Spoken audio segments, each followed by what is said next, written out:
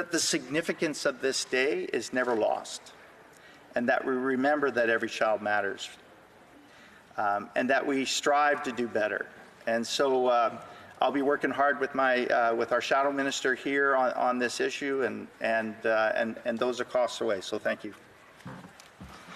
I think we'll need to leave that for the moment, and the honourable member for Cariboo Prince George will have 3 minutes remaining for questions and comments when the House gets back to debate on the question. We'll now go to members' statements, déclaration de député, and the first one by video conference, the honourable member for Windsor-Tecumseh. Mr. Speaker, tomorrow is World Polio Day, and I would like to thank all Rotary clubs in Canada, including local Rotary clubs in our binational Rotary District 6400, for their efforts to help end polio around the world. Congratulations as well to Jennifer Jones, a fellow Windsorite, on her historic appointment as the first woman president in Rotary International's 115-year history. The Global Polio Eradication Initiative has helped vaccinate 2.5 billion children since 1988, but we know that the job is not yet done. In May, our government announced $190 million in funding over 4 years for GPEI, and I'm proud of Canada's strong leadership on the global health stage. Around the world, efforts to eradicate polio have already prevented 18 million cases of paralysis. Mr. Speaker, this is one of the great global health success stories of the last 30 years. And our government will remain a partner every step of the way as we move closer to eradication. Thank you. Honourable member for Saskatoon West. Mr. Speaker, I want to congratulate Mark Arcan for being re-elected Tribal Chief of the Saskatoon Tribal Council on October 15th. The Saskatoon Tribal Council represents 11,000 people in 7 distinct First Nations, including the Muskeg Lake Cree Nation, where Chief Arcan hails from. Chief Arcand is committed to helping youth excel and build their dreams through developing the gift in each child. As the leader of the Saskatoon Tribal Council, he is a tireless advocate for improved facilities and programming, especially for vulnerable people in Saskatoon. The Saskatoon Tribal Council operates family health and wellness programs, a legal advocate center, a job training center, affordable housing, and the White Buffalo Lodge, a facility that takes youth off the street and offers them alternatives to homelessness and addiction. The Saskatoon Tribal Council seeks to develop economic capacity within the Indigenous communities. They help create business and industry partnerships in promoting sustainable wealth creations for First Nation communities. Mr. Speaker, once again, congratulations to the Saskatoon Tribal Council and Chief Mark Arcand. Honourable member for Toronto Danforth. Mr. Speaker, small businesses in my community, they are the heartbeat of our community. They are our lively social hubs, they are what bring community together, and they are the economic drivers and employers for my community. And they have been hard hit by this pandemic.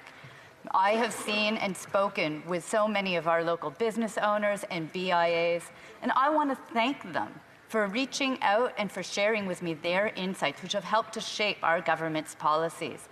I am committed to continuing to work with them, and I want to thank our community for stepping up and showing support for our local businesses in this difficult time. Because together, we will get through this, we will be stronger, and we will have lively, strong main streets throughout our community. Thank you, Mr. Speaker. Back to a video conference, the honourable member for South Okanagan, West Kootenay. Mr. Speaker, in my riding, the wine industry is an important part of the economy, and it has been directly affected by COVID. Most of the smaller wineries here rely on sales to restaurants, direct-to-consumer online sales, and sales to visitors. When restaurants closed and tourists stopped coming, these wineries were significantly impacted. And while online sales increased, the BC wine industry still faces interprovincial trade barriers that ban that practice. That must change. And in the middle of the pandemic, the federal government removed one of the most critical supports for the industry by cancelling the excise tax exemption for Canadian wines. They must quickly replace that with trade legal support, such as that proposed by Wine Growers Canada. I want to close by mentioning the untimely passing of David Wilson, the former chair of the Canadian Vintners Association. Mr. Wilson always brought intelligent conversation and fine Okanagan wines to our meetings in Ottawa. He left us too soon, and he will be missed.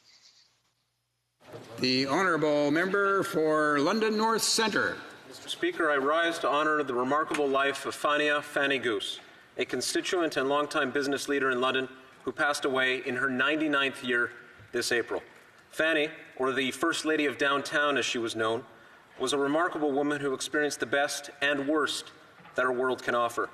A Holocaust survivor who came to Canada in 1949, Fanny and her husband realized the Canadian dream by founding a retail business that became a pillar of London's downtown for over 50 years. Mr. Speaker, Fanny was sought out for direct and savvy advice. Always politically engaged, she had her finger on the pulse of the community. Fanny was kind, confident, thoughtful, and always had a positive outlook. She was predeceased by her husband Jerry, mother to Steve Goose Garrison and Martin Goose, and loving Bubby to 3 grandchildren and 6 great-grandchildren. Fanny, rest in eternal peace.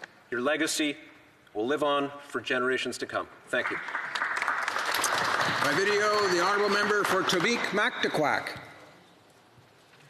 Thank you, Mr. Speaker. Today, I would like to pay tribute and give congratulations to one of the most important individuals in my life, my father. My dad, Gary Bragdon, after more than 50 years of dedicated hard work, will be retiring from the Nakawick pulp mill this weekend. He worked tirelessly to provide for his wife and his 4 children. His metal lunch bucket became an important symbol for me during my campaign to be a member of this House. It serves as a constant reminder of who I am representing. Those who carry the buckets, work in our mills and our factories, wait on our tables, truck our foods, harvest our natural resources, run small businesses, fish our waters, grow our food, and literally keep our land. Mr. Speaker, these are the people who in large part make Canada what it is, and the people that will drive Canada's economy into recovery and back into prosperity. I keep my father's bucket in my office in Ottawa as a constant reminder of who sent me here as their representative. Dad, congratulations on your retirement, and I can assure you that on this side of the House, we will remember those who carry the buckets. The honourable member for St. John, Rothsay. Mr. Speaker, the development of small modular reactor technology is key to building Atlantic Canada's economy back better. SMRs are safe, reliable, transportable, and emissions-free. And the science is clear. We simply cannot achieve net zero by 2050 without them. Atlantic Canada's strategic geographic position, skills base, and transportation infrastructure position it to become a world leader in SMR development and manufacturing.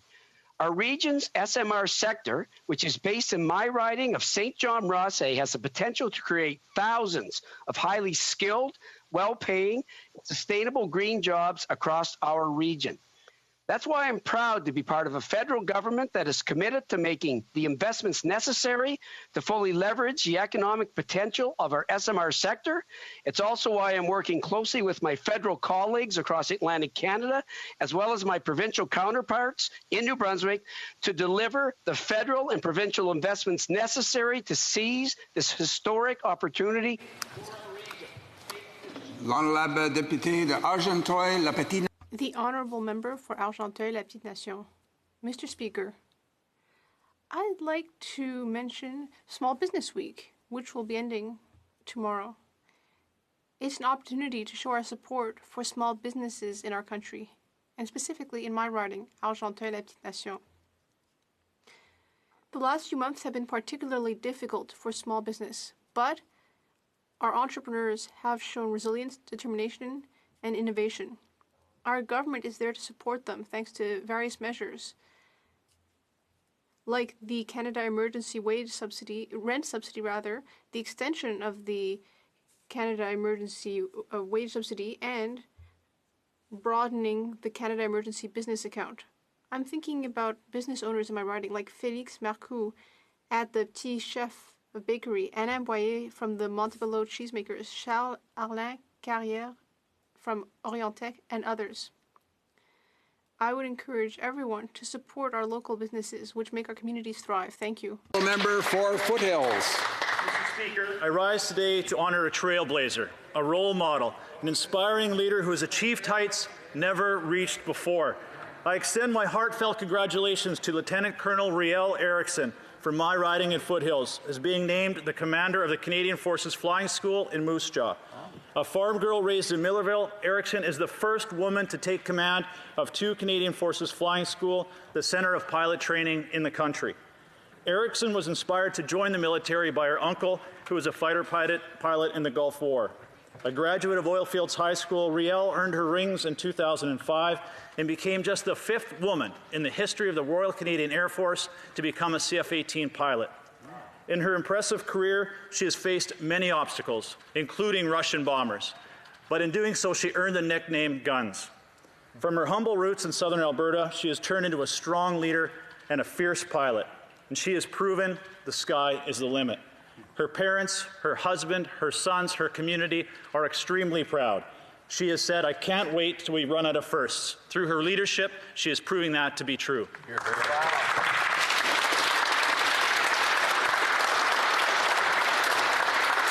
Back to video conference and the honourable member for Yukon. Tomorrow is World Polio Day, a day to celebrate the world's progress against polio and our resolve to end this horrible disease once and for all. Recently, Africa was certified free of the wild polio virus, a big milestone. But COVID-19 caused 50 million children to miss their polio vaccinations. So sustained action is critical to protect global health. If we stop now, 200,000 children a year could be paralyzed. In May, Canada committed $190 million to the Global Polio Eradication Initiative. Building on past contributions are something that all Canadians can be proud of. Please join me in marking World Polio Day by thanking all who contribute to polio eradication, including Rotary clubs across Canada and the Whitehorse Rotary Club, who sponsored polio survivor Yukon's Ramish Farish's epic fundraising hand cycle tour, 7,140 kilometers across Canada. Because of all your actions, 18 million people who could otherwise be paralyzed are now walking. Let's keep it up. The honourable member for Niagara Falls. Mr. Speaker, as Remembrance Day and the commemoration of the 80th anniversary of the Battle of Britain approach, it is important we recognize, remember, and honour the contributions of all who have served and continue to serve this nation as members of our Canadian Armed Forces. This November 11th, we will remember those who paid the ultimate sacrifice. We will not, nor shall we ever forget the contributions of those heroes who never made it home. As such, I would like to bring attention to the important recovery work of a World War II bomber, British Short Sterling, which is now happening in the Netherlands. That bomber was lost in 1943, returning from a raid over Germany. On board was a crew of 7, including 2 Canadians. Sergeant John Francis James McCaw, 20, the youngest crew member from Belleville, Ontario, and Flying Officer Harry Gregory Farrington, 24, from Niagara Falls, Ontario. Mr. Speaker, we must and we will continue to remember them. They sacrificed their tomorrows so that we could enjoy the peace and freedoms of today. Thank you, Mr. Speaker. The honourable member for Mission, Matsqui Fraser Canyon. Thank you, Mr. Speaker. It's Small Business Month, and I want to give a shout out to a business in my riding, Bear Country Bakery in Mission, British Columbia. I'm highlighting Bear Country Bakery because the owners, the Popma family, heard that our Royal Canadian Legions were hurting this year and wanted to do something about it. They stepped up and held a donut fundraiser on October 17, which saw over $1,100 in donut sales, plus individual donations going to Legion Branch 57. They continue to raise funds, and their next outdoor fundraiser for veterans is on Saturday, November 7th. I encourage everyone in Mission Matsqui Fraser Canyon to buy a box of donuts and support Bear Country Bakery and our Royal Canadian Legion. It's community-minded businesses like these whose contributions make a real difference and keep our towns and cities strong. Thank you, Bear Country Bakery. Thank you to our veterans and committed members of our legions across Mission Matsqui Fraser Canyon. The honourable member for Edmonton Strathcona. As a proud Albertan and an alumnus of the University of Alberta, it is my great honour to rise in recognition of University of Alberta virologist Dr. Michael Houghton. Earlier this month, Dr. Houghton was awarded the 2020 Nobel Prize in Physiology or Medicine for his discovery of the hepatitis C virus. Hepatitis C is a global pandemic, but now, thanks to Dr. Houghton and his subsequent work developing blood tests and therapeutics for the disease, millions of people have a new lease on life, and our blood supply is safer. It's an incredible achievement and a wonderful story, and it doesn't end there. Dr. Houghton has created a vaccine against hepatitis C that is now being tested, and he is leading efforts to create a COVID-19 vaccine. Congratulations, Dr. Houghton. You've made us all proud, and we are very thankful for your work.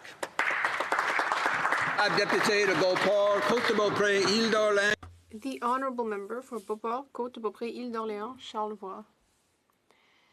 Mr. Speaker, during the 24th Culture Day celebration in Quebec, people in the arts and culture sector were celebrated.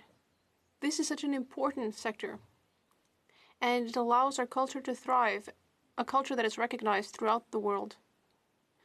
For the last several months, our cultural sector has taken a dire hit, but it is a resilient sector. I would like to congratulate all those who are continuing to support our Quebec cultural sector. I'd like to thank all artists and creators who are continuing to invent stories, dreams, and beauty for us. I know the sector is worried, but it is still an essential economic and social force in Quebec. On behalf of all my colleagues from the Bloc Québécois, I would say to all these wonderful people who make life beautiful, I would say we need you in order to be happy. Thank you. The Honourable Member for Renfrew, Nipissing, Pembroke. Mr. Speaker, since the Prime Minister was slow to act back in January, the virus was allowed to infiltrate and spread across Canada for several months unchecked. While the government focused on cases and deaths, they completely ignored other types of casualties. TD Bank, while declared an essential service, used the pandemic as an excuse to close its branch in Petawawa. Petawawa is home to Canada's largest community of veterans and their widows. Seniors, careful to avoid being defrauded by electronic banking, prefer to deal with human tellers. The tellers are predominantly women, so those who worked at the Petawawa branch have lost their postings at that location.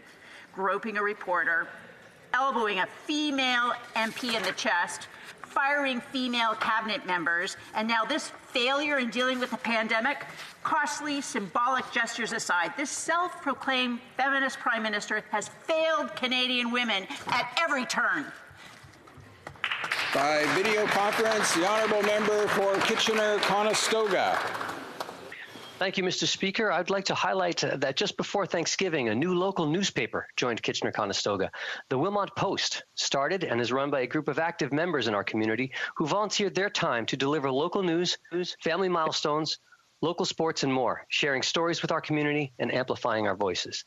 I want to extend a warm welcome to the Wilmot Post and look forward to seeing the paper grow in the coming months. And I would like to share that Radio, Television, Digital News Association has honored Kitchener's 570 News with the prestigious Edward R. Murrow Award for Outstanding Newscast in Small Market Radio. Congratulations. I look forward to supporting local journalism, whether reading, watching, or listening at home, or standing in the House of Commons and advocating its merits for our community in Kitchener-Conestoga and communities throughout Canada. Thank you, Mr. Speaker. Oral questions. Questions orales. The Honourable Member for Calgary-Nose Hill. Testing Centre recently had to close due to staff burnout in Coquitlam. This left residents in the area waiting for days for results for their COVID-19 tests. So it's unfortunate that the member for Coquitlam, Port Coquitlam, spent the week trying to prevent Canadians from getting answers on COVID-19 rapid tests, as he did in his speech to the House yesterday, and as he did in Health Committee when he oversaw Liberals trying to gut our motion on the same. So, very simple question, because I don't think any Liberal has raised this in the House yet. When will COVID-19 rapid tests be widely available in Coquitlam? The Honourable Minister. Thank you very much, Mr. Chair, Mr. Speaker, and thank the Honourable Member for the question. Mr. Speaker, we've said from day one, testing is one of the most important tools we have to respond to COVID-19. We are working around the clock to review and approve new testing technologies every day. We've already approved several of these tests, and we can expect more as the technology develops. Rapid tests have arisen, and rapid tests will be disseminated throughout the provinces and all of the rest of the country very, very soon. Member for Calgary-Nose Hill. Very, very soon. That's great. That's that guy. I got to tell you, Mr. Speaker. Mr. Speaker, this week in Richmond Hill, people were being prevented from traveling to reunite with family members abroad because they don't have access to COVID-19 rapid tests. Rapid tests are now often needed to board flights to international destinations, especially for family reunification, but people can't get their results because the Liberals have failed to get rapid tests. They're not widely available. So a very simple question for the residents in Richmond Hill. When will rapid tests be widely available to them? Honourable Parliament Secretary. Thank you, Mr. Speaker, and thank you for the question. We have, as we've said, we know the importance of having quick access to test results, and we are fast-tracking the review of COVID tests across the country, including rapid response test kits. We will continue to work with the provinces and territories to ensure that the people who need to be tested are able to be tested and will get these rapid tests. Honourable Member for Calgary Nose Hill. Yeah, Mr. Speaker, I believe it's the member from Gatineau that's actually responsible for helping to procure rapid tests, and yet in Gatineau, there's some of the longest lines for COVID tests. People are waiting for days. They're waiting for days for this. The member from Gatineau, I believe, also has some role in procurement, which means that he would have known that Plum Liberal insider Frank Bayliss would have gotten this great contract instead of getting rapid tests for the people of Gatineau. So a question for his colleague. When will rapid tests be widely available to the people of Gatineau? The Honourable Parliament Secretary. Thank you very much, Mr. Speaker. And, early diagnosis is critical to slowing and reducing the spread of COVID-19 in Canada. We've made emergency changes to allow faster access to COVID-19 tests in Canada. And through the Safe Restart program, we've provided billions to provinces to help them build their capacity. Mr. Speaker, we are on this. The Honourable Member for Louis Saint Laurent. Okay, Mr. Speaker, I'll take the government at its word. Are they honest? They said for 5 years we're whiter than white when it comes to digital appointments. They have to admit that, in fact, this white is full of Liberal red spots. For 3 days, the minister has not given a clear and honest answer. Can the Minister of Justice, who is an honourable man, an academic, can he reassure the House that never the judicial appointment process has had any interventions from anybody in the Liberal Party? Yes or no? The Honourable Minister or Parliamentary Secretary. Thank you very much, Mr. Speaker, and I appreciate the question. I can assure the member opposite, like the Minister himself said, he was under no partisan pressure when it came to judicial appointments. Judges are appointed through a strong process based on merit, and the goal is to diversify the judicial appointments across Canada. It's a change for the good, and it's a step in the right direction. Thank you. The Honourable Member for Louis Saint Laurent, according to testimony from Radio Canada, it's exactly the opposite that has occurred. A former employee of the minister's office said the opposite. What was he referring to? He was referring to the Liberalist list, the Friends of the Liberal Party. So people who had put up Liberal signs or contributed to the Liberal Party before an election. Can the minister assure us that the whole process from start to finish was impartial? Yes or no? The Honourable Parliamentary Secretary. What I can stress for the member opposite is that partisan pressure never had an impact on the appointment of a judge by the Minister of Justice. We take this process very seriously. It's merit-based. Candidates are high-caliber candidates. Our goal is to diversify the courts. And this goal has shown good results. So, for example, the number of women appointed by our government is more than 50%, which is much higher than under the Conservative parties in the past. The Honourable Member for Saint-Jean. Mr. Speaker, the Bloc Québécois sincerely thanks the guardian angel saving lives in long-term care homes. Among them, we find hundreds of asylum seekers who have risked their lives for Quebec seniors. The Bloc Québécois supports the will of this government and the government of Quebec to grant them permanent residency for their exceptional services rendered.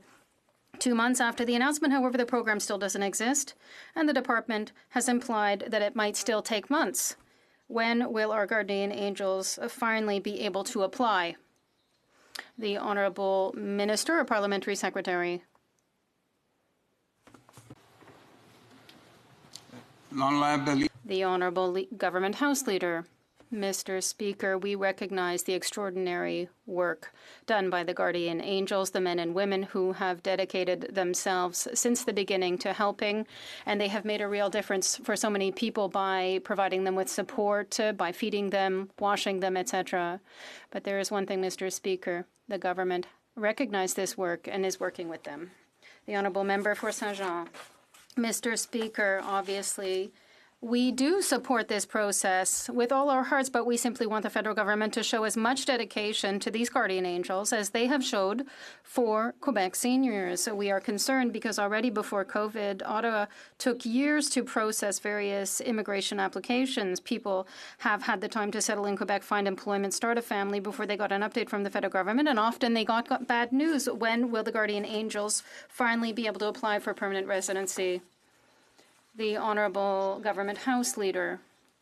Mr. Speaker, once again, we highlight the work of these guardian angels. I know a number of them, in fact, and they come from my part of Montreal, and I'm happy that the Bloc Québécois is raising this point because it's extremely important. It's important to recognize everything these people have done since the beginning, the sacrifices that they have made, personal sacrifices often.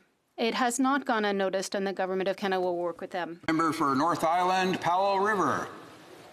Mr. Speaker, in Nova Scotia, Mi'kmaq fisheries have faced violence and had their property destroyed. In Ontario, Haudenosaunee land defenders had guns turned on them. There are reports that some have been shot by police with rubber bullets. Despite their love of talking about the right thing, Liberals have failed to negotiate in good faith and do the right thing. The federal government has the power to ensure a peaceful resolution and ensure that we move forward and that no one else is hurt. Why do Indigenous people have to fight this government for their very rights every step of the way? The Honourable Minister or Parliamentary Secretary.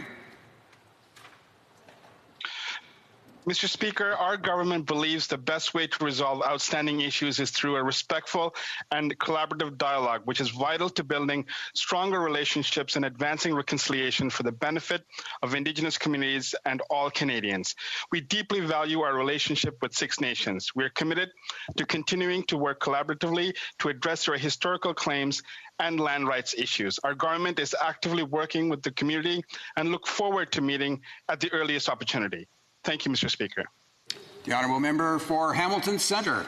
Mr. Speaker, that's not good enough. This week, an Ontario court sided with private developers and applied a permanent injunction against the Haudenosaunee people on their own traditional territories at 1492 Landback Lane. Last night, the OPP opened fire on land defenders with rubber bullets, setting the stage for a sharp escalation in violence there. This conflict is not new, Mr. Speaker. It is the direct result of this government's refusal to negotiate these land claims in good faith, resulting in this violence. When will this government finally get back to the table with the Haudenosaunee Confederacy Council and allow these claims to be peacefully settled?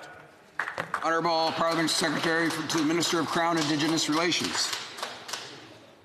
Mr. Speaker, Canada deeply values its relationship with Six Nations and is committed to continuing to work collaboratively to address the Six Nations' historical claims and land issues.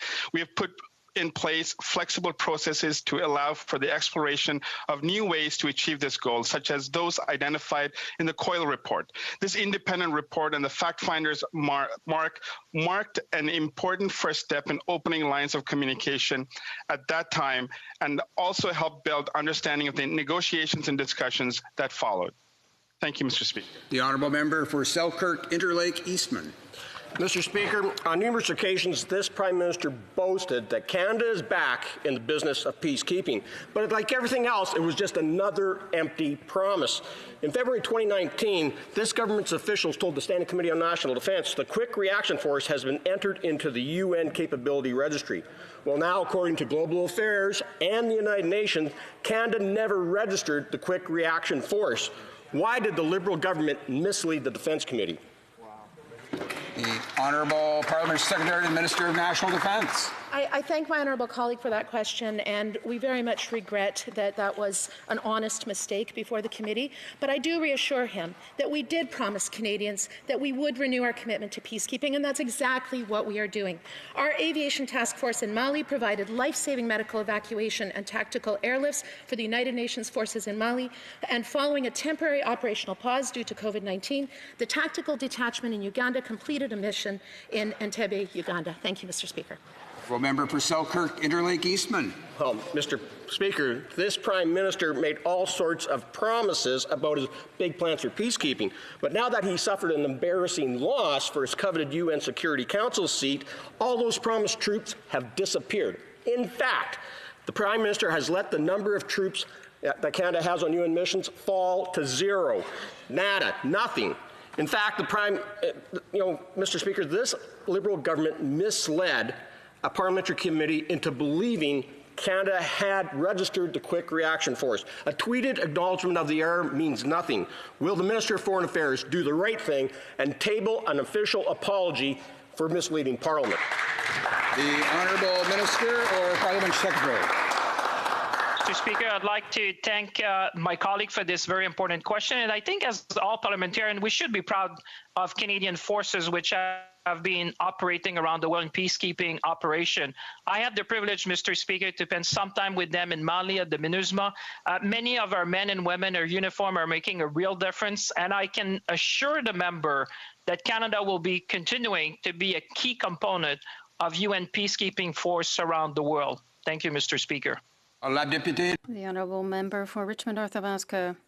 Mr. Speaker, while the Liberals are giving a $237 million contract to another friend of the Liberal Party, former MP Frank Baylis, restaurants and bars in Quebec are closed because of COVID. Their situation is critical. One of the solutions to help them would be to give them access to rapid tests. Why can our restaurant owners, businesses and provinces not have access where elsewhere in the world they have been using them for months?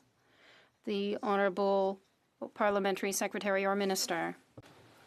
Thank you very much, Mr. Speaker, and I thank the honourable member for the question. As we've said in this House numerous times, testing is one of the most important tools that we have to respond to COVID-19, and we are working around the clock to review and approve new testing technologies. And I can tell you, Mr. Speaker, that rapid tests are arriving daily and being moved across the country daily. Thank you. The honourable member for Richmond Arthabaska. Mr. Speaker, major countries around the world have been having access to these for months. So why are we not able to get them? I talked about restaurants and bars, but there's also the aviation sector, travel agencies. They are in survival mode right now. They are also waiting for these rapid tests and already have been doing so for months. When will it be?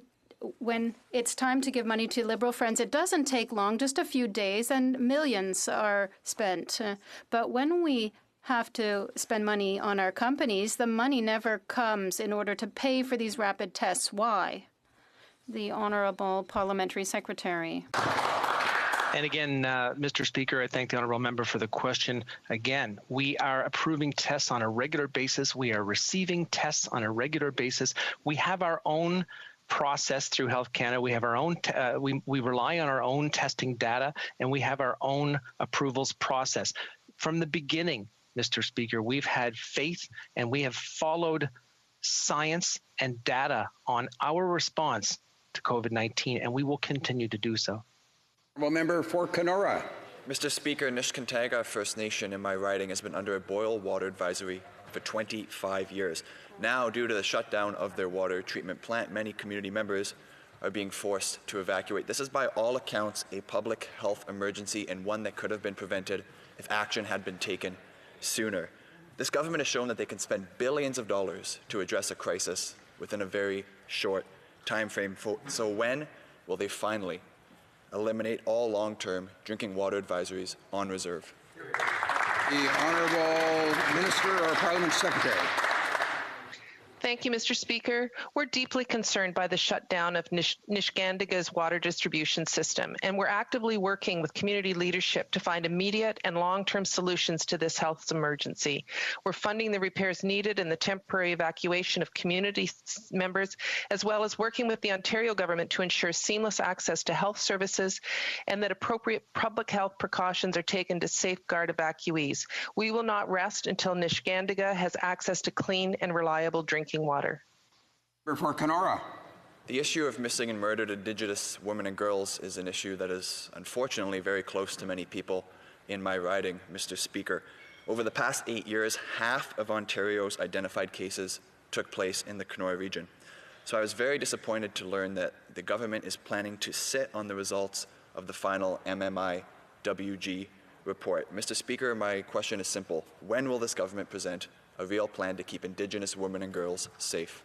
The Honourable Minister or Parliament Secretary. Mr. Speaker, the voices of Indigenous women are essential to our journey of reconciliation, and the work done by the Commission on the Missing and Murdered Indigenous Women and Children are essential to a path forward, and we will be working with all parties, Indigenous leadership, involved in order to ensure that we meet and exceed the expectations put forward in the report. Thank you, Mr. Speaker. The Honourable Member for Montarville. Mr. Speaker, 2 weeks ago, over half of the population of the Haut-Karabakh was displaced due to ongoing fighting. Over 90% are women and children. Let's not forget this is happening in the middle of a pandemic. The Armenian community is on the Hill today to show its grave concerns about the worsening conflict. The mayor of Laval also wrote to the Prime Minister to express concerns of the Quebec Armenian community, but there's only been radio silence from him. Can the government explain concretely what it is doing to ensure a peaceful resolution to the conflict in Upper Karabakh? The Honourable Parliamentary Secretary. Thank you, Mr. Speaker. Thank you, Mr. Speaker. I want to thank my colleague for the question. As my colleague knows full well, Canada has been one of the first voices in the world to ensure that there would be a de-escalation in the conflict. I was last week in Europe to meet with our partners, including the Organization for Security and Cooperation in Europe. We will continue to help to ensure a de-escalation and a lasting ceasefire. Yesterday, we announced humanitarian emergency aid of more than $325 million. Mr. Speaker, we are all concerned by the Armenian conflict, and we will continue to show leadership in order to. The Honourable Member for Lac-Saint-Jean. Mr. Speaker, right now and for the past several years, the Uyghur people have been subject to horrific human rights violations in China. They amount to genocide. The House Subcommittee on International Human Rights officially recognized that this was the case this week. The situation, Mr. Speaker, cannot be allowed to continue. The Chinese Communist Party must be held accountable for its policy of genocide. Does this government and the Minister of International Affairs agree with the conclusions of the subcommittee, which included Liberal members, and recognize that the Chinese state is committing acts of genocide against the Uyghur people? The Honourable Minister. Mr. Speaker, I want to thank my honourable colleague for his question. We are all extremely troubled by human rights violations in Xinjiang. We have publicly and systematically asked the Chinese government to end the repression of the Uyghur people. Recently, I raised this issue directly with the High Commissioner of the United Nations Commission for Refugees, and more recently, Mr. Speaker, with 37 other countries, Canada spoke loud and strong about the violations that we're seeing in this region of China. Thank you, Mr. Speaker. The Honourable Member for Aurora, Oak Ridges, Richmond Hill. Mr. Speaker, the GTA needs a Union Station of the North, but this government refuses to invest. For the citizens in my riding and across York Region, the Yonge Subway extension is their top priority. The Ontario government has committed to invest, but 5 years and 2 business cases later, this government still won't act. Why won't this government invest in the Yonge Subway extension and get this critical project on track? Minister of Infrastructure. invest over $11.8 billion in Ontario over the next decade, including $8.3 billion for public transit. We're absolutely committed to moving forward on good public transit projects, but I'd just like to remind the member opposite that it was under their election platform that they were going to cut infrastructure investments. So would they have cut this project? Honourable member for Aurora, Oak Ridges, Richmond Hill. Well, Mr. Speaker, the federal government has promised $8.3 billion just to public transit in Ontario, but none of it will go to the Yonge subway extension. The Yonge line is the lifeblood of the GTA, with 800,000 commuters a day and almost 100,000 of them passing through Finch. The extension would create 60,000 jobs, reduce gridlock, and deliver economic growth for the entire GTA. The business case is obvious. So what's the real reason this government won't invest? The Honourable Minister of Infrastructure. Speaker, I'm happy to repeat our commitment to public transit, that we have committed $8.3 billion for public transit in Ontario. I've had direct conversations with the minister responsible for this project about the opportunity to move forward. But once again, I would like to ask the member opposite, when they said that they would cut $18 billion from the infrastructure budget, would they have cut the investment in this project? Honourable member for Tobique-Mactaquac. Thank you, Mr. Speaker. Last week, the Premier of Nova Scotia said to the Chronicle Herald regarding the fishing crisis, we're in a position where all parties are not sitting at a table to find what is a workable solution. This is only getting more entrenched. He continued by saying, we need the federal minister to sit down with all sides in a room. It is not enough to sit down with Indigenous leaders or with fishing associations by themselves. No one is happy with this minister's performance, including the Liberal Premier of Nova Scotia. When will the minister meet with both Indigenous and non-Indigenous fish harvesters to come to a peaceful solution? The Honourable Minister or Parliamentary Secretary.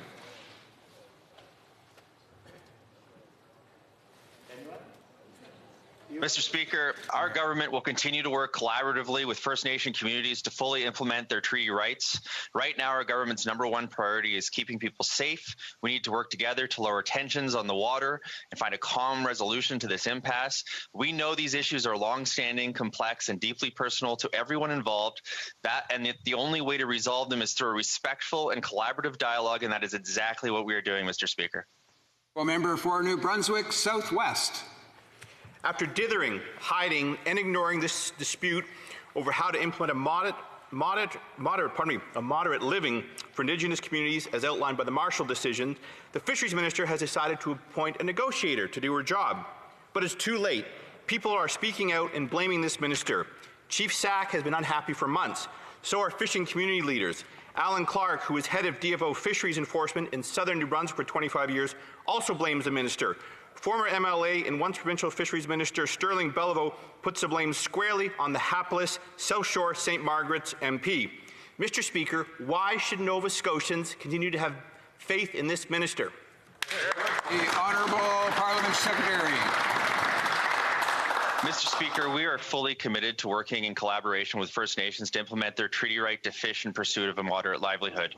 Right now, the minister's #1 priority is keeping people safe and to lower tensions on the water and find a calm resolution to this impasse. She has spoken directly with First Nation leadership and industry representatives in Nova Scotia, and our government will continue to work collaboratively with First Nation communities to fully implement their treaty rights. Honourable member for Winnipeg Centre. Mr. Speaker, in Manitoba, residents and families of Parkview Place Care Home are in crisis. There are now 14 deaths due to COVID-19. Families are devastated. This Liberal government has done nothing to keep people safe during this pandemic. They refuse to get profit out of long-term care and ensure the well-being and security of long-term care residents and workers. People need urgent help now. When will this federal government and for-profit care homes develop national standards for long-term care and ensure that workers and residents have what they need to be safe? The Honourable Parliament Secretary. Thank you very much, Mr. Speaker. And I want to thank the member for the very important question. Mr. Speaker, we're deeply concerned by the outbreaks of COVID-19 in long-term care facilities. We are working with provincial counterparts closely, and PHAC released guidance for facilities on how they can protect their residents from COVID-19. Under the Safe Restart Agreement, we are providing $740 million for measures to control and prevent infections, including those in long-term care. Going forward, we will work with provinces and territories to set new national standards for long-term care. Member for Vancouver Kingsway. As the second COVID wave hits Canadians, our loved ones in long-term care are bracing for the worst, and they have good reason to be worried. Some of the deadliest outbreaks in Ontario and Manitoba happened in for-profit homes owned by this federal government. These homes were grossly understaffed, and there wasn't enough protective equipment to keep residents or workers safe, all to maximize profits. This federal government is failing our seniors in care homes they own. When will they act and fix the problems in for-profit care? Honourable Parliament Secretary. Thank you very much, Mr. Speaker. And as I said, we know that we must act to protect our loved ones in these facilities and those that care for them. The Public Health Agency of Canada has created interim guidance for long-term care facilities, which was validated by chief medical officers of health. The guidance recommends that a no-visitor policy be considered, that physical distancing take place at all times, and that staff in long-term home care homes stay home if they are ill. Mr. Speaker, we will continue to work closely with our partners, with our provincial and territorial colleagues, to ensure that we can do everything possible to protect our most valuable seniors. The Honourable Member for Lac Saint Louis. Isolation and good mental health remain one of the greatest challenges facing seniors during this pandemic. Many seniors live alone and may have difficulty finding ways of communicating with others.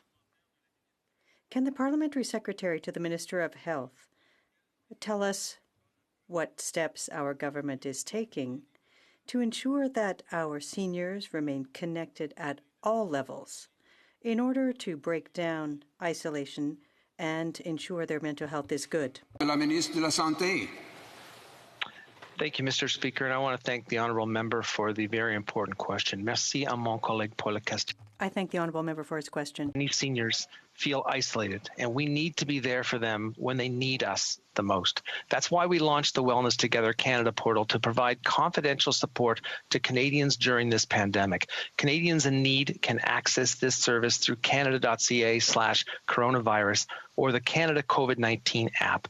We also invested an additional $20 million in the New Horizons for Seniors program to keep seniors connected to their communities. Mr. Speaker, together we will get through this. For Calgary Midnapore. Mr. Speaker, Calgary Airport will soon offer international arrivals the option to quarantine if they have a negative COVID-19 result. This is after 7 months of industry calling for action, both WestJet and Air Canada setting up pilot programs at Vancouver and Toronto international airports, as well as robust testing all around the world in other nations. Canadians needed this months ago. Why did it take this government so long to act? Good question. The Honourable Parliament Secretary. Mr. Speaker, I want to thank the honourable member for the question. Mr. Speaker, we are going to continue to enforce border measures, including a mandatory 14-day quarantine or isolation period for travelers entering Canada. Any changes to public health measures, especially testing and quarantine requirements, must be supported by strong scientific evidence. There is a study with Alberta to determine the feasibility of using a rigorous testing and monitoring program as a strategy to reduce the mandatory quarantine period, while at the same time keeping Canadians safe. The Honourable Member for Bellechasse, Les Etchemins-Lévis. 5 years ago, Mr. Speaker, the Liberals promised to repaint the Quebec City Bridge. Since then, rust has been eating away at our heritage jewel. If they kept their promises, the paint would have been dry a long time ago, but in order to save time, they appointed a negotiator, and the report's been hidden away for over 6 months. What are the Liberals waiting for to make the Charest report public and implement its recommendations? Action's a must before there's more rust.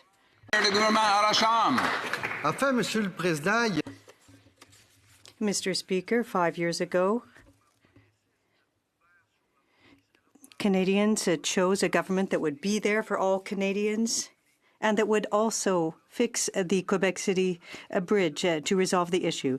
The Shari report has been produced. We have looked at it, and this will be resolved by the Government of Canada. For Red Deer, Lacombe.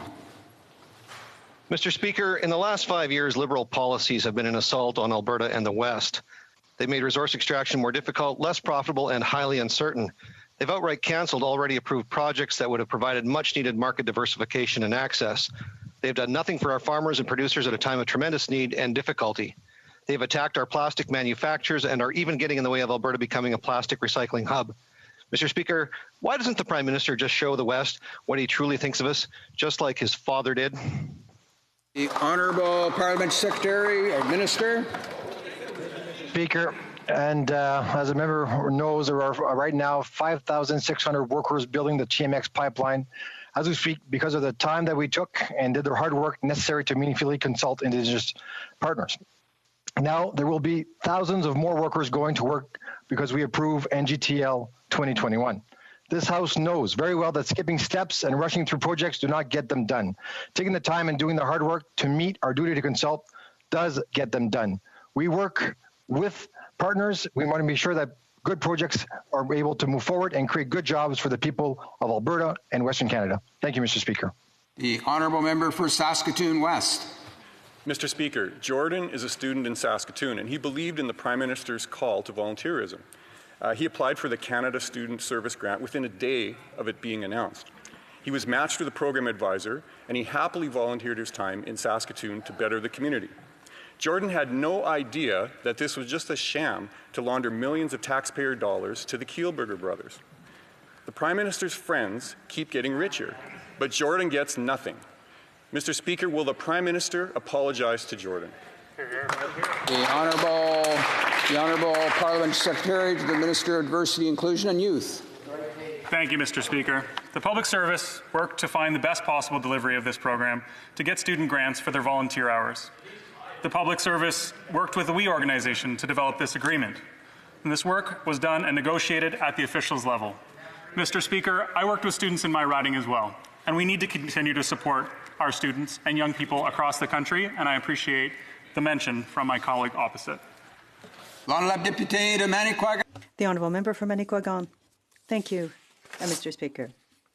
The Liberals gave $237 million to a friend, former Liberal MP Frank Baylis, to manufacture medical ventilators at twice the market price. They did this without going to tender and through an empty shell company that didn't exist 7 days prior and doesn't build ventilators. Now, I'm really trying hard to be in good faith, Mr. Speaker. Being a Liberal doesn't stop anyone from offering their services. And the urgency of the pandemic may explain the absence of a call for tenders. It's expensive, but it's local. But nonetheless, Mr. Speaker, why did they give a contract for ventilators to an empty shell company that doesn't build them? Secretary Parliamentary. The Honourable Parliamentary Secretary to the Minister for Public Services. Thank you, Mr. Speaker. I'd like to take you back to March. Canada was concerned that there would be a shortage of ventilators. We put out a call to the private sector in Canada.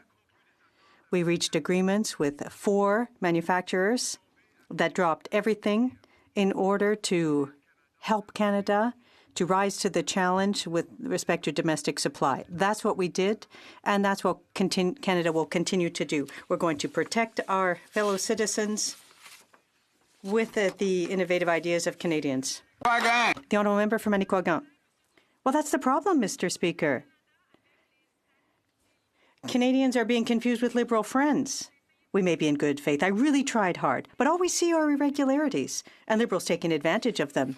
Today, 237 is going to a friend through an empty shell company. Yesterday, it was Friends of We Charity who were entrusted with $900 million through an empty shell as well. I almost want to add tomorrow, but it's not written here in my question. Remember, when cannabis was legalized, no fewer than 5 former Liberal ministers were standing with their hands out waiting for contracts. Why is it that everywhere you look, all you see are Liberals getting rich? The Honourable Parliamentary Secretary. The Honourable Parliamentary Secretary. Mr. Speaker, let's talk about getting mixed up. I don't mix Quebec up with the Bloc Québécois. I focus here on this side of the House on the work that Canada is doing to rise to the challenge for domestic supply. When it comes to PPE, other equipment, that's what we're doing. Canadians are demanding that we be there to provide the resources required, and that's what the Government of Canada has done and will continue to do. Member for Oshawa. Mr. Speaker, these Liberals have greater consideration for violent criminals than victims. Victims' rights matter. This Liberal government is allowing violent criminals to have in-person visitors, but will not allow victims and their families to give their victim impact statements in person or even by video conference during the parole board process. If the Prime Minister believes it's safe for violent criminals to have in-person visits, why is his government refusing victims the right to give their victim impact statements in front of their tormentor? Why the double standard? Honourable Minister of Public Safety. Thank you very much, Mr. Speaker. I want to thank the member opposite from Oshawa for a really important question, and I share his concern and our commitment to ensure that the rights of victims are respected and their voices can be heard. And during this unprecedented situation of COVID, we enhanced the protocols in order to allow victims to participate at parole hearings via telephone, but we heard from victims and the victims' ombudsman that was not good enough, so we have taken the necessary testing to ensure that a secure video conference system is in place. I'm pleased to advise the member opposite we're launching video conferencing for victims for parole hearings in Ontario and Quebec on November 9th, and for the rest of the country on November the 23rd. Thank you. The honourable member for Chatham-Kent Leamington. Mr. Speaker, no one bid on the Ministry of Public Safety's first attempt for an invitation for a contract to design ways to pay off confiscation victims, referring to forced seizures as potential buybacks of firearms. The deadline to apply for a second attempt to criminalize and confiscate is November the 3rd. This new call for bids does not include a budget. Is the minister contemplating the operation of this program in the same manner that the rest of the country is being governed, with no budget? The Honourable Minister of Public Safety. Mr. Speaker, first of all, let me tell you how proud our government is to have taken the necessary steps to ensure public safety by prohibiting a significant number of weapons that frankly have no place in a civil society. And that overwhelmingly is agreed to by the vast majority of Canadians and in most other sensible countries who've taken similar steps. Mr. Speaker, we are also examining through the public service the means by which we can most effectively and fairly deal with those individuals who currently possess those weapons now that they are prohibited. We'll do the work necessary, Mr. Speaker, to ensure the Canadians' interests, all Canadians' interests, are addressed properly. Well, member for Hastings, Lennox and Addington. Mr. Speaker, I recently met the Reeve and CAO of Stone Mills, a beautiful community in my riding. Like many municipalities, they have been inundated by the presence of organized crime groups who are running illegal cannabis operations worth many millions of dollars. Municipalities like Stone Mills are on the hook for tens of thousands of dollars of cleanup costs after police raids. All agree the framework pertaining to legalization is broken. Will the minister commit to hearing the concerns of these municipalities and addressing them during the upcoming review of the Cannabis Act? Well, Minister of Public Safety. Thank you very much, Mr. Speaker. And we did and continue to do, we're quite happy and we seek to meet with municipalities to hear local concerns. But I would point out to the member opposite, as a direct result of the new regulatory framework that we have put in for cannabis production, consumption, and retail in this country, has taken over half of the profit away from organized crime, literally billions of dollars of money not going into the hands of organized crime. And we still rely very much on the excellent work done by our police services to ensure that those who operate outside the law are dealt with according to the law, because that activity remains a criminal offence in Canada. The Honourable Member for Longueuil-Charlemagne. Mr. Speaker, the annual Poppy campaign allows the Royal Canadian Legion to raise vital funds to support our veterans across the country. This is the case for branches 94 and 159 in my riding of Longueuil-Charlemagne. This year's campaign will start next Friday in a very different context due to the pandemic. Can the minister tell us about actions taken by the government to help the Legion continue this important work? L'Honorable Ministre. The Honourable Minister. Parlementaire. The Honourable Parliamentary Secretary. Encore. L'Honorable Ministre. The Honourable Minister.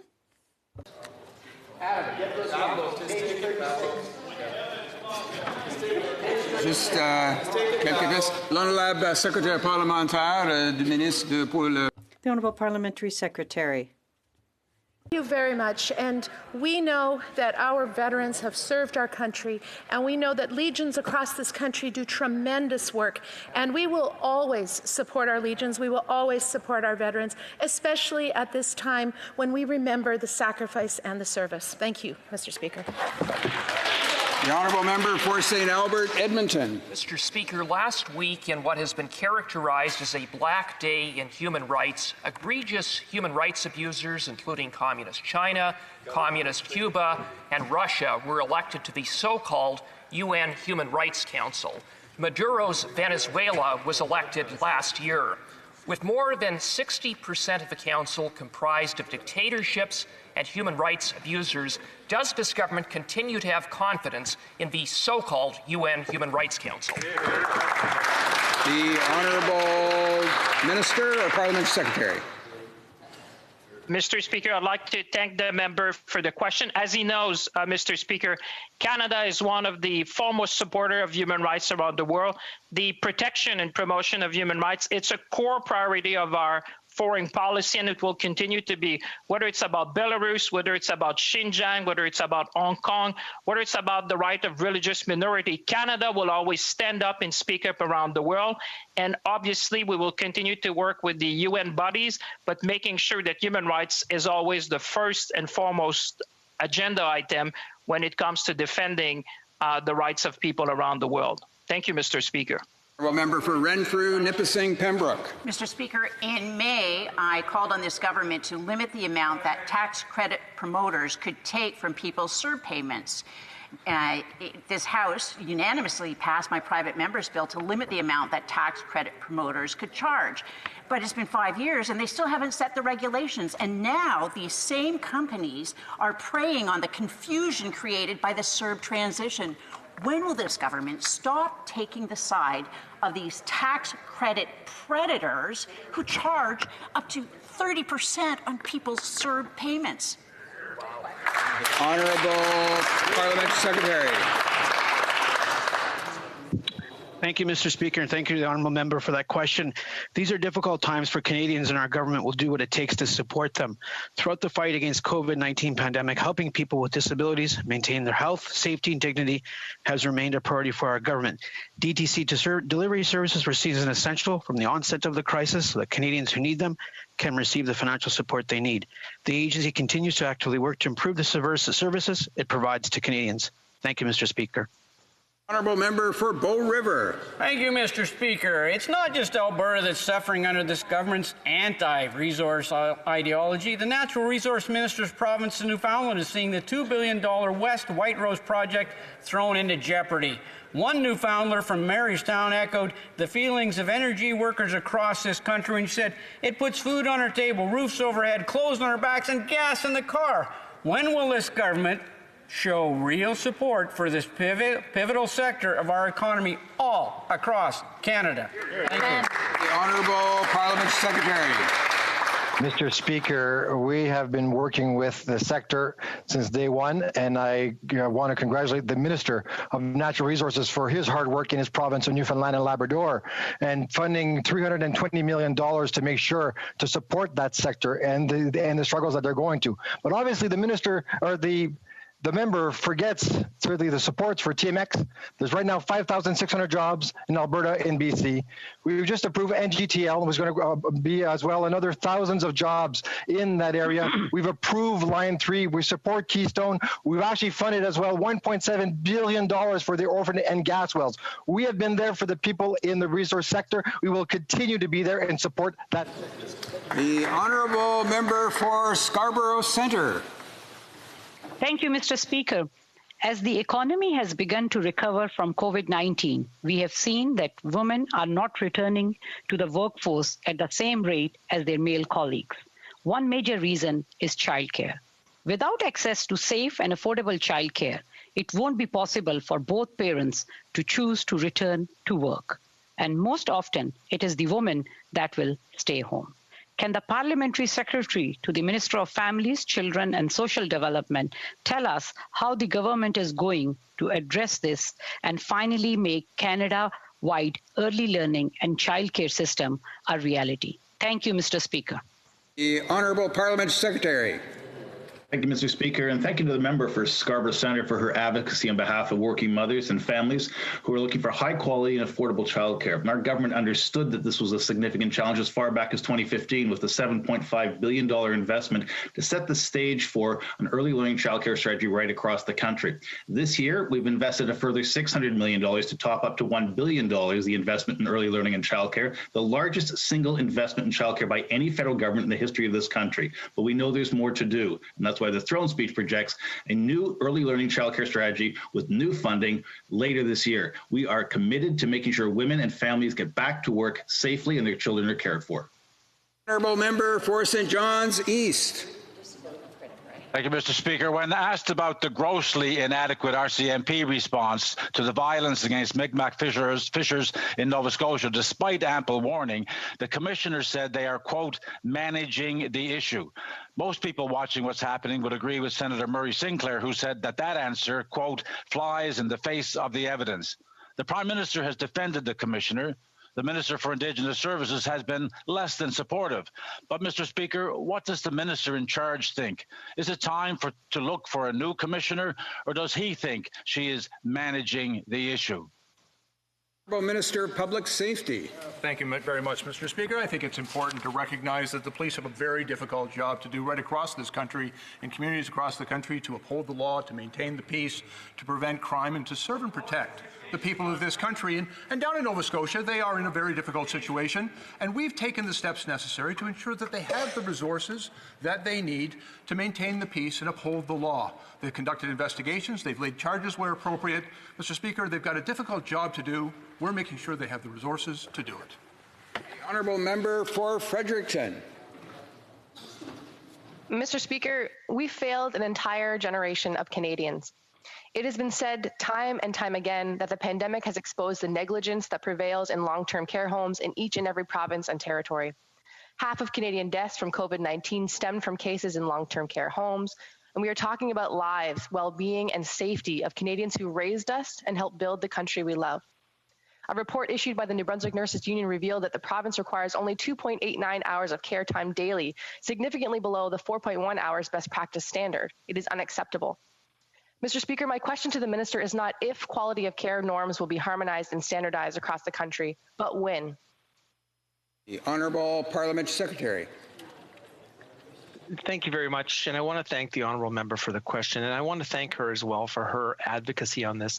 I have seen from the start of the time that she was elected that she's been very, very serious about this issue, and I appreciate that. And I share her concern about the outbreaks of COVID-19 in long-term care facilities. And as I've said earlier, we'll continue to work with our provincial counterparts closely. The released guidance for facilities on how they can protect their residents from COVID-19 are out there. Also, our government has invested heavily through the Safe Restart Agreement, $740 million for measures to control and prevent infections. Going forward, Mr. Speaker, we will work with the provinces and territories to continue setting new national standards for long-term care. And that will conclude oral questions for today. Tabling of documents, dépôt de documents, l'honorable secrétaire parlementaire. The Honourable Parliamentary Secretary to the Minister of Foreign Affairs. Order. Point of order, Mr. Chair. Thank you, Ms. Point of order, Mr. Chair. Yes, I apologize for that. I only picked up the honourable member. It's the honourable member for Longueuil, Charlemagne, on a point of order. Go ahead. Thank you, Mr. Speaker. During question period, the member from Red Deer Lacombe used inappropriate, disrespectful hand gestures at the end of his question, counter to Standing Order 18, and I'd ask him to apologize. I'm not too sure if the honourable member for Red Deer Lacombe is